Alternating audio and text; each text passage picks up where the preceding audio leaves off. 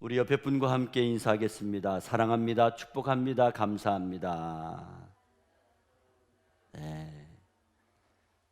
손을 꼭 잡아주면서 집에서도 인사하시기를 바랍니다.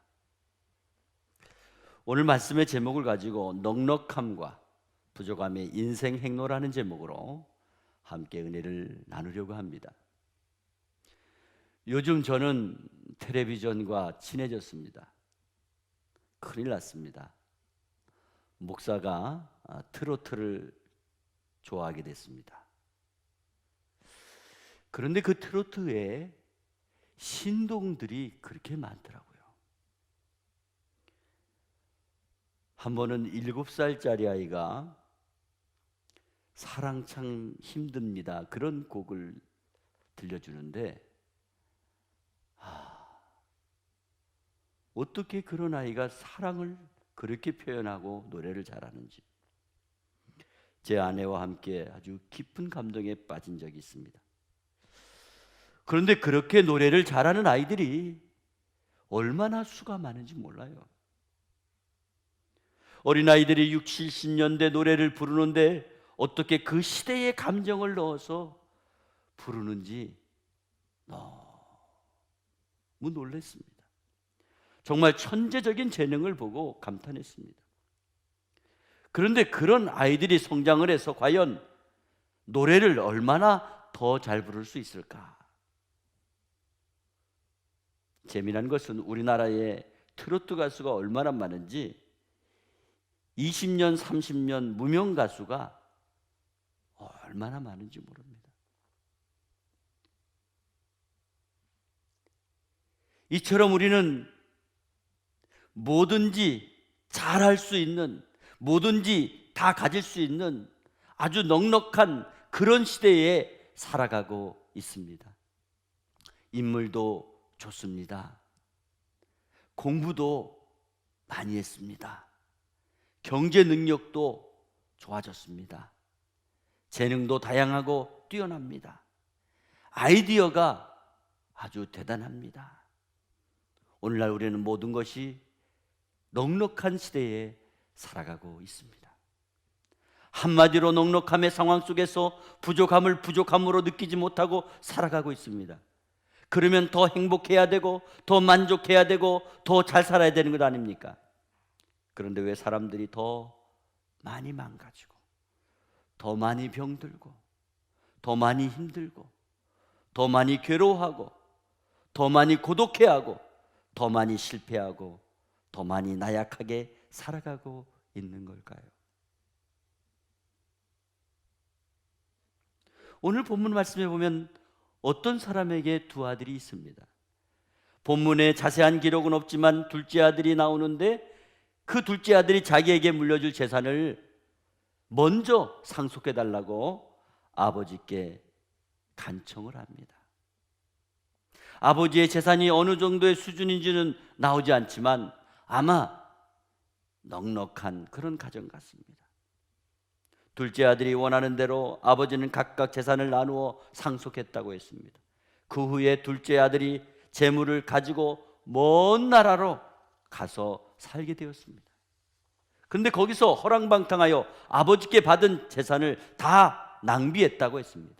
한마디로 넉넉한 재물을 다 허비함으로 말미암아 사라진 것입니다. 넉넉함의 삶을 사는 사람에게 우려되는 상황이 오늘 몇 가지로 나오고 있습니다. 둘째 아들이 재산을 받아 넉넉하게 된 것이 즉시 아버지의 곁을 떠나 먼 나라로 가게 되었다는 것과 허랑방탕하여 다 허비하고 없애버렸다는 것입니다. 넉넉한 사람이라고 다 허랑방탕하거나 낭비하는 사람은 아닙니다. 그렇지만 아무 수고와 아무 노력 없이 주어진 그 넉넉함은 항상 함정이 있다는 것을 말씀하는 것입니다. 그것은 반드시 아버지를 떠나게 할 수 있고 또 허랑방탕하게 할 수 있고 모든 것을 낭비할 수 있다는 것을 본문이 지적하고 있습니다. 그렇게 된 둘째 아들의 앞날에 큰 흉년이라는 열악한 환경의 변화가 나타남으로 말미암아 비로소 둘째 아들은 궁핍한 상황에 이르렀다고 말씀하고 있습니다. 그는 궁핍함을 대처하는 방법으로 일을 찾았는데 돼지를 치는 일을 하게 되었습니다. 돼지를 치게 되면 돼지가 먹는 쥐업 열매라도 얻어먹을 줄 알았는데 자기 먹을 쥐업 열매, 그런 차례까지 오지 않았습니다. 한마디로 돼지보다도 못한 불쌍하고 처참한 상황에 처하게 된 것입니다. 그는 그때서야 생각이 났습니다. 굶주렸을 때 생각이 났습니다. 내 아버지 집에는 양식이 풍족한 일꾼이 얼마나 많은데 나는 여기에서 이렇게 비참하게 굶어 죽겠구나. 그렇게 생각하는 순간 그는 벌떡 일어났습니다. 그래, 지금이라도 하늘과 아버지께 지은 죄를 회개해야지. 그리고 지금부터는 아버지의 아들이 아닌 품꾼으로라도 써달라고 해야지 하고 그는 일어나 아버지의 집을 향하여 달려갑니다. 그런데 멀리 아버지 집 문 앞에 아직 거리가 먼데 아버지가 집 나간 아들을 알아보고는 달려와 아들의 목을 껴안고 입을 맞춥니다. 아들은 면목이 없어 아버지, 내가 하늘과 아버지께 죄를 지었사오니 지금부터는 아버지의 아들이라고 하지 말고 품꾼으로 써달라고 말합니다. 아버지는 들은 척도 하지 아니하시고 종들에게 말합니다. 제일 좋은 옷으로 갈아입혀라. 손에 가락지를 끼우고 발에다가 새신을 신기고 살찐 송아지를 잡으라고 명령합니다. 그리고 우리가 먹고 즐기자.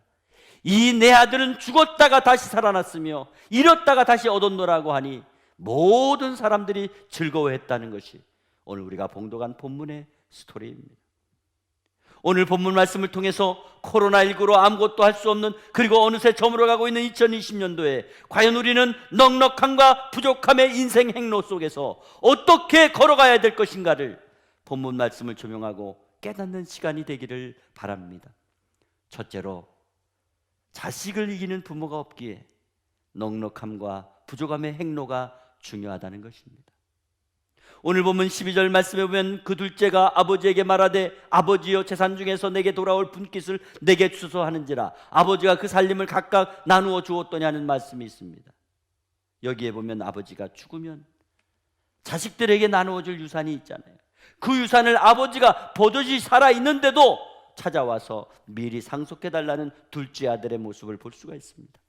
솔직히 오늘 본문에 자세한 기록은 없지만 아버지가 둘째 아들이 찾아와서 유산을 미리 달라고 한다고 해서 금방 유산을 주었겠습니까? 아닐 겁니다. 속이 많이 상하셔서 훈계도 했을 거고 달래보기도 했을 거고 여러 가지 방법으로 설득했을지 모릅니다. 그러나 자식을 이기는 부모가 어디에 있습니까? 어떤 부모라도 자식을 이길 수 없다고 하는 것을 단면적으로 보여주고 있는 것입니다.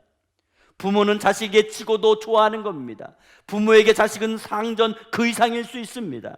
교회 안에서도 보게 되면 부모들이 자식에게 끌려다니는 분들이 종종 있습니다. 그것은 잘못된 것이 아닙니다. 지극히 당연한 것입니다. 우리 아버지 하나님도 똑같은 분이십니다. 그래서 오늘 본문을 통해서 둘째 아들에게 기꺼이 나누어 주시는 것을 볼 수가 있습니다. 문제는 넉넉함과 부족함의 행로가 오직 하나님께 있어야 된다는 것을 깨닫고 자식이 주 안에서 순종할 수 있도록 하는 지혜와 능력을 달라고 기도해야 될 것입니다. 넉넉하든 부족하든 주님을 떠나 살면 철저하게 망하게 되는 길이고 궁핍하게 되는 길이라는 것을 깨닫고 끝까지 아버지를 떠나지 않게 하는 그런 지혜로운 부모가 돼야 될 줄로 믿습니다. 두 번째로, 허랑방탕과 낭비로 더 어렵기에 넉넉함과 부족함의 행로가 중요하다는 것입니다. 오늘 보면 13절에 14절에 보면 그 후 며칠이 안 되어 둘째 아들이 재물을 다 모아가지고 먼 나라에 가 거기서 허랑방탕하여 그 재산을 낭비하더니 다 없앤 후 그 나라에 크게 흉년이 들어 그가 비로소 궁핍한지라 하는 말씀이 있습니다. 여기 보니까 그 후 며칠이 안 돼요. 아버지로부터 재산을 상속받은 지 얼마 안 됐단 말이에요. 그동안 아마 꿍꿍이 속이 썼는지 모르겠어요. 그런데 그 둘째 아들이 그 넉넉함이 뭐예요? 아버지를 떠나서 먼 나라로 가게 되는, 그리고 거기서 허랑방탕하게 되고 재산을 낭비하고 다 없애는 결과가 되고 말았다는 것입니다. 그리고 그 후에 큰 흉년이 들어 드디어 부족한 자, 즉 가난한 자가 되고 말았다는 것입니다. 아마 둘째 아들은 넉넉하면 뭐든지 다 가능할 줄 알았을 것입니다. 그래서 아버지를 졸라서 자기가 받을 유산을 먼저 상속해달라고 했고, 상속받은 그 재산, 그 넉넉함으로 먼 나라에 가서 허랑방탕하며 있는 재산을 다 낭비하고 만 것입니다. 낭비는 어떤 값부라도 당해낼 수가 없습니다. 낭비는 넉넉함의 끝입니다. 아무리 넉넉해도 낭비는 당할 수 없습니다. 우리 성도들은 하나님께서 주신 넉넉함이 있습니까? 감사하시고 함부로 낭비하지 않기를 바랍니다. 결국 허랑방탕과 낭비는 궁핍을 불러오는 것입니다. 문제는 우리 인생은 누구나 다 크게 오는 흉년에 대해서 예측할 수가 없는 것입니다. 미래에 대한 계획은 언제나 밝고 희망적으로 생각을 하지만은 크게 오는 흉년은 하늘에서 내리는 것입니다. 그래서 성경에 보면 이삭이 살던 때와 요셉이 살던 애굽에서 동로를 할 때에 극심한 흉년을 통해서 꿈으로 하나님이 보여주셨습니다. 솔직히 오늘 둘째 아들은 아버지께 상속받은 재산을 낭비하면서도 아무 생각이 없었을 것입니다. 아마 이 돈 다 쓰면 또 내가 이래서 벌면 되지, 그런 생각을 했을지 몰라요. 쉽게 돈을 벌 수 있을 것처럼 착각했을지 모릅니다. 그러나 그런 생각은 다 빗나가고 말 것입니다. 그는 넉넉함의 지혜도 잃어버린 것입니다. 가진 것을 다 낭비한 이후에 그 나라에 큰 흉년이 왔다고 하는 것은 오늘날 우리 인생 행로가 내 마음대로 내 뜻대로 할 수 없는 것이라는 것을 지적해 주는 말씀인 것입니다. 여러분, 우리에게 이렇게 코로나가 무섭고 지독하게 떨어지지 않는 우환이 될 줄 누가 알고 있었겠습니까? 이처럼 우리가 아무리 넉넉하다고 하더라도 허랑방탕과 낭비는 우리 인생의 행로에 반드시 제거해야 될 장애물이라는 것을 알아야 됩니다. 당시의 흉년이 크게 닥쳐올 것에 대해 아무 대비도 못했을 것입니다. 결국 둘째 아들은 큰 흉년이라는 불황에 맞추어 결정적인 희생자가 되고 만 것입니다. 여러분, 내가 잘못해서 잘못되는 결과는 얼마든지 받아들일 수 있을 것입니다. 그렇지만 내가 잘못한 것 그 이상으로 더 어렵고 힘든 문제가 일어날 때에 우리는 어떻게 할 수 있겠습니까? 어떤 사람도 막을 수 없고 감당할 수 없을 것입니다. 모든 사람에게 더 큰 충격이 되고 절망이 될 것입니다. 이러한 상황은 이 세상에 살아가는 모든 인생들이 겪어야 될 사건이 될 수 있다는 것을 기억하시기를 바랍니다. 세 번째로, 인생의 넉넉함과 부족함의 행로는 하나님을 찾아갈 때에 해결되는 것입니다. 오늘 보면 16절 17절에 그가 돼지 먹는 쥐업 열매로 배를 채우고자 하되 주는 자가 없는지라 이에 스스로 돌이켜 이르되 내 아버지에게는 양식이 풍족한 품꾼이 얼마나 많은가, 나는 여기서 추려 죽는구나 하는 말씀이 있어요. 여기 둘째 아들에게 가장 큰 불행은 아버지로부터 받은 넉넉함 때문에 아버지를 떠난 것이라는 것을 알아야 됩니다. 사람이 넉넉하게 되면 자신감이 생기죠. 예. 담대해지죠. 예. 그런데 문제는 뭐냐면 아무것도 보이지 않는다는 거예요. 넉넉함을 이루게 하신 아버지조차도 보지 못한다는 거예요. 우리는 이 부분에 대해 왜 넉넉한 사람들이 온전한 신앙생활을 하지 못하는가를 배울 수 있습니다. 우리는 여기에 의문을 가져야 됩니다. 많은 인생들이 삶의 조건이 넉넉하고 윤택해지면 하나님 없이 살 수 있을 것 같은 그런 망상에 빠질 수 있다는 것을 보여주는 것입니다. 오늘 둘째 아들이 넉넉한 이후에 나타낸 행동이 아버지 없는 먼 나라로 떠났다는 겁니다. 그리고 거기서 허랑방탕하여 있는 재산을 다 낭비하고 말았다는 겁니다. 넉넉함의 함정은 신앙생활을 멀리할 수 있는 조건이 될 수 있으며 자기 마음대로 하는 그런 약점이 있다는 것입니다. 결국 많은 사람들이 세상적인 넉넉한 조건이 하늘 아버지 없이도 다 잘할 것처럼 착각하고 낭비하며 살아갈 수 있다는 것입니다. 그러므로 아버지를 떠난 둘째 아들의 넉넉함, 그것은 아버지 없이 오래 지속될 수 없음을 가르쳐주고 있는 것입니다. 결국 둘째 아들은 넉넉한 상황이 부족함의 상황이 되고서야 하늘 아버지의 존재가 얼마나 크고 얼마나 대단하고 얼마나 소중한가를 인정하게 된 것입니다. 솔직히 우리 인생이 살아가면서 점점 더 넉넉함의 삶은 필요한 것입니다. 그러나 그런 넉넉함이 주님을 떠나게 하고 외면하게 하는 조건이 된다면 그 사람은 반드시 허랑방탕하게 되고 그 결과는 불행의 골짜기를 걸어가고 말 것입니다.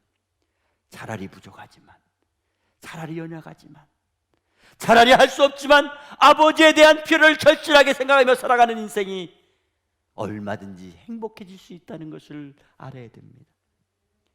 오늘 본문 말씀은 탕자의 비유입니다. 우리 자신이 한 번쯤 갑자기 넉넉하게 되고 아주 멋지게 훌륭하게 잘 되고도 하늘 아버지를 떠나지 않고 잘 믿고 살고 있다면 그것이 은혜요 축복입니다. 문제는 넉넉함에 빠져서 아무도 의식하지 못하고 스스로 된 줄로 생각하고 교만하여 영적으로 변질되어 가는 것이 문제가 되는 것입니다. 여러분, 저와 여러분은 언제나 넉넉함이든 부족함이든 변함없이 주님과 함께하는 그런 인생이 되시기를 바랍니다. 하나님을 떠난 인생은 절대 행복할 수 없습니다. 성도는 성도가 있어야 될 그 자리에 머물러 있을 때 아름답고 빛이 나는 것입니다. 성도는 주님의 전에 머물 때 빛이 나고, 찬양대는 찬양대석에 머물 때 행복하고, 교사는 가르치는 자리에 머물 때 행복하고, 하나님의 자녀들은 언제나 주님의 품 안에 머물 때 진정한 기쁨과 행복을 느끼며 살아갈 수 있는 것입니다. 저는 지금도 조금 힘들고 어려울 때마다 군대에서 있었던 일을 생각합니다.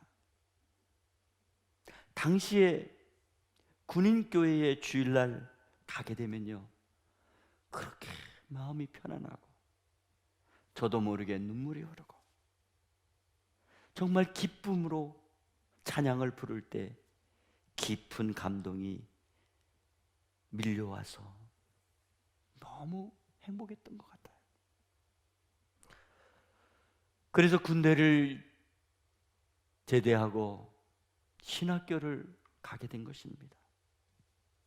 내가 무엇을 하며 어떻게 살 때 행복을 느끼는가? 내가 제일 좋아하는 것은 어떤 것일까? 내가 언제 마음이 제일 편하고 기쁘고 행복할까? 주님의 전에 몸을 띄었습니다. 사랑하는 성도 여러분, 내가 가지고 있는 넉넉함조차도 주님의 것입니다. 주님께서 내가 이 땅에 있는 동안 맡겨주신 것입니다. 그러므로 주님을 위해 사용될 때 가장 기쁘고 행복한 것입니다. 그럴 때 우리 인생 행로가 어디에 누구를 향하여 나가야 되는가를 분명히 알려주는 것이고, 주님 안에 인생의 참보람과 희열을 느끼며 승리할 수 있는 것입니다. 2020년을 한번 돌아보시기 바랍니다. 과연 내가 둘째 아들처럼 넉넉함 때문에 주님과 멀어지지는 않았는지, 혹은 부족함 때문에 주님이 원하지 않는 자리에 머물러 있었지 않았는지, 그렇다면 이제 일어나 주님을 향하여 우리 인생의 행로를 걸어가시기 바랍니다. 그분만이 나의 길이요, 나의 진리요, 나의 생명이요, 나의 영생인 것을 깨닫고 그분 안에 모든 것이 다 있음을 인정하고 나가시기를 바랍니다. 특별히 올해 참 좋지 않은 상황 속에서, 마치 돼지우리 안에서 쥐엄 열매조차 먹을 수 없었던 그런 상황 속에서 있다 할지라도 우리 하늘 아버지 집에 양식이 풍족한 품꾼이 얼마나 많은가. 나는 여기서 이렇게 줄여 죽는 그런 깨달음으로 일어나시기 바랍니다. 그리고 아버지께 향하는 인생 행로를 걸어가시기 바랍니다. 그리고 어떤 넉넉함 앞에서도 끝까지 아버지와 함께함으로 하늘 아버지의 능력을 인정하고 그분만이 의지할 유일한 분임을 결단을 내리고 2021년도에 하늘 아버지께 돌아온 둘째 아들의 모습이 되어 그 아버지의 능력을 통하여 모든 상황을 다 이기며 승리하며 살아가게 되는 저와 여러분 되시기를 주 예수 그리스도의 이름으로 축복합니다.